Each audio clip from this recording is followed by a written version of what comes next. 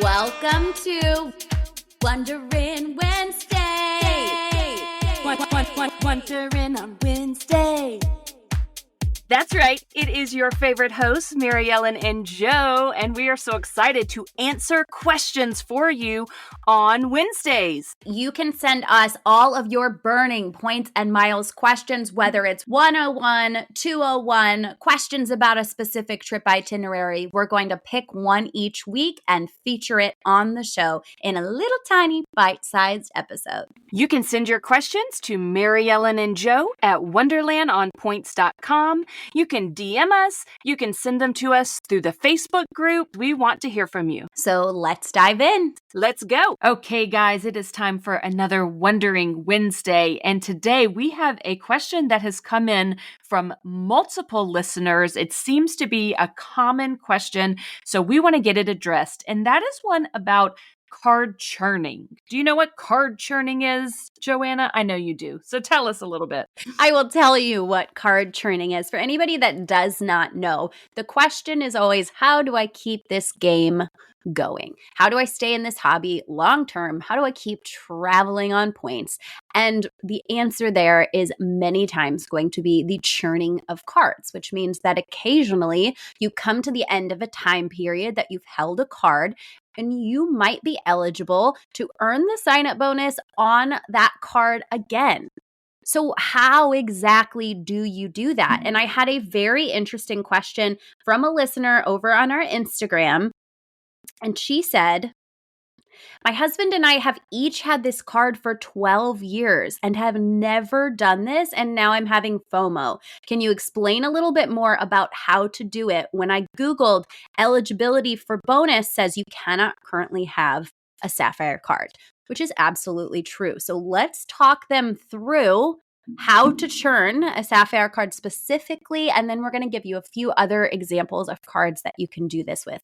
And don't be scared, because I feel like the word churning kind of sounds like you're doing something wrong. I don't know why. It kind of sounds like it's like a sneaky hack or whatever. It's not. It is fully within all of the rules and regulations. So let's explain that a bit.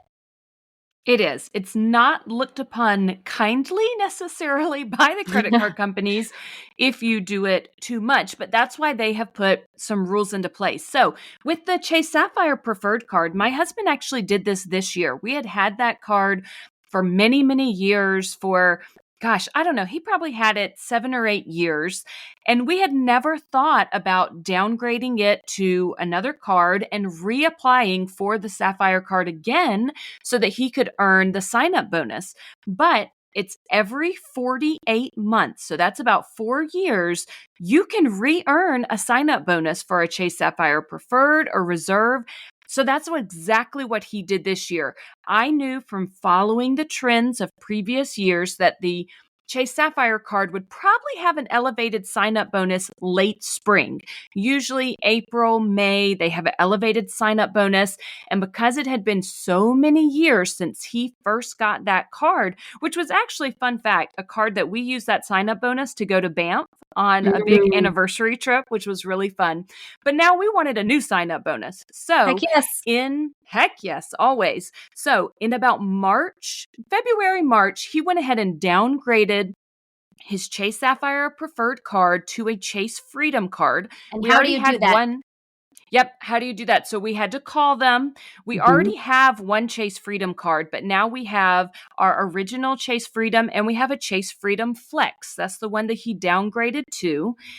And then 30 days later, he reapplied when there was an elevated sign-up bonus for the Chase Sapphire Preferred again and re-earned that sign-up bonus. Okay, so why do we want to downgrade to another product versus canceling if we have the option to do so? Okay, so a good reason to downgrade instead of canceling is to protect your credit history. If you cancel a bunch of cards, then that doesn't look really great on your credit report.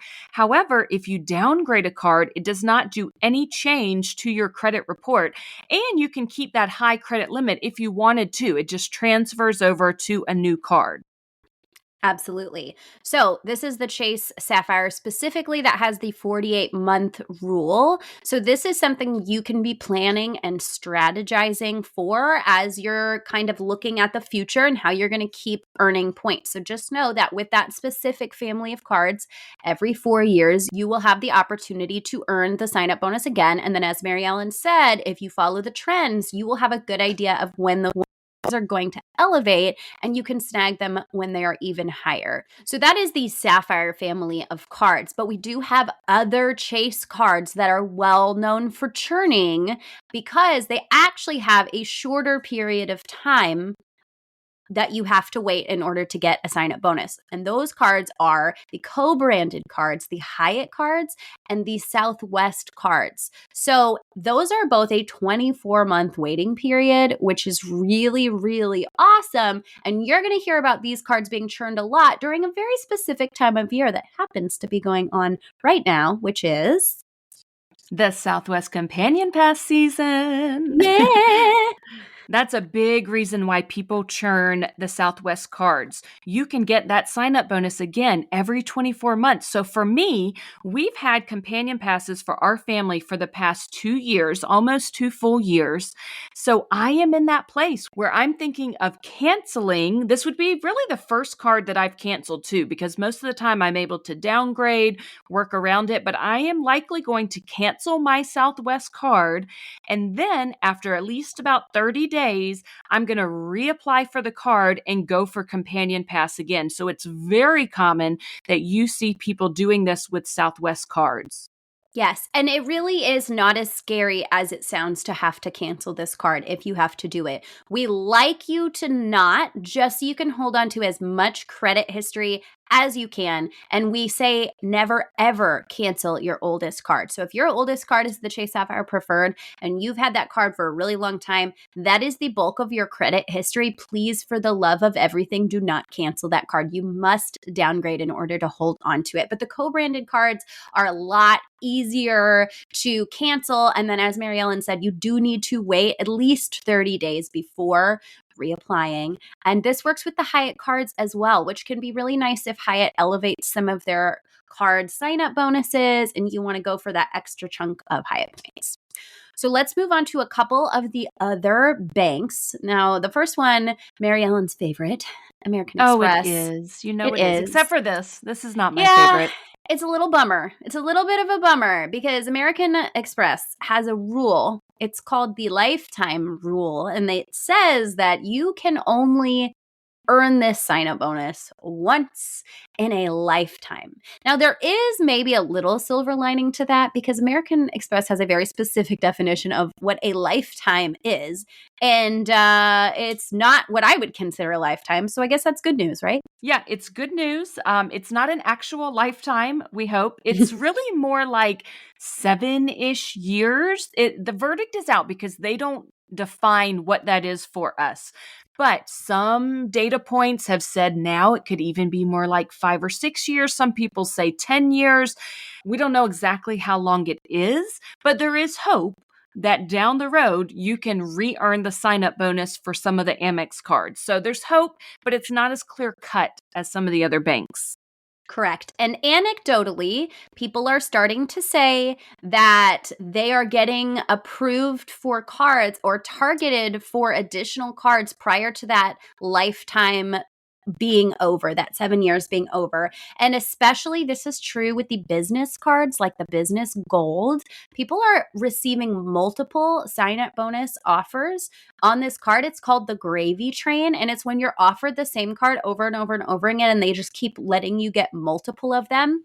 And statistically, these are offered to people that are very active with their American Express cards. They spend on them frequently. They pay them off frequently. They are actively adding offers to cards, and they are doing other things such as adding the authorized user for 10,000 points. So a lot of people track data points, and it just seems that there is a statistical correlation between the people that are really active with American Express and the people who get targeted for these repeat offers. So that's something to keep in mind as you're playing around with American Express as a bank, because as we know, Even without earning the sign-up bonus repeatedly, American Express, especially the Gold, is one that will help you continuously earn and has a lot of value, especially because of Rakuten. So even though you can only get that sign-up bonus once, all hope is not lost. American Express is an extremely valuable company and currency.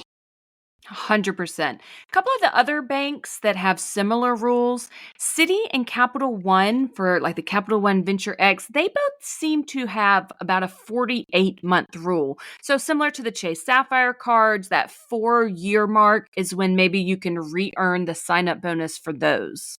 Right. And similar to the Chase Sapphire, those cards also have downgrade options. They have lower tiered cards that you can product change to retain your credit history so you don't have to be canceling, which is excellent news. Something interesting to note about Capital One cards is you can hold both the Venture and the Venture X. Or, we talked about in our companion card episode, the Saver card. But Capital One will only approve you for one card every 6 months. So you do need to be very aware of that when you're strategizing your downgrades and your applications. So this was a super technical episode, I feel like, but hopefully this was really helpful for you when it comes to strategizing and planning the long-term impacts of your points earning system. Okay, guys, that's it for this Wondering Wednesday. Please send us your questions. We would love to answer them on the air. You can email us at maryellenandjoe@wonderlandonpoints.com or hit up those DMs, me at Family Travel for the Win, and Joanna can be found at Points to Wonderland. We'll see you guys here next time. Bye, guys. If you enjoyed this show today, please consider writing us a review or clicking 5 stars wherever you listen to your podcasts. And please subscribe and follow along so that you never miss an episode. You can follow the podcast on Instagram or YouTube at Wonderland on Points Podcast. You can find me on Instagram at Family Travel for the Win with the number 4. And you can find me on Instagram at Points to Wonderland. If you're thinking about getting a new Travel Rewards credit card, consider using the links in our show notes. Using our links helps to support us and keep our podcast going so we can provide you with all the latest tips and tricks when it comes to traveling on points. And if you aren't sure which card is right for you, shoot us an email at wonderlandonpoints@gmail.com, and we would be happy to walk you through a free card consultation. That's also a great place to send us all of your comments and questions. Thank you so much for joining us, and we will see you here next time.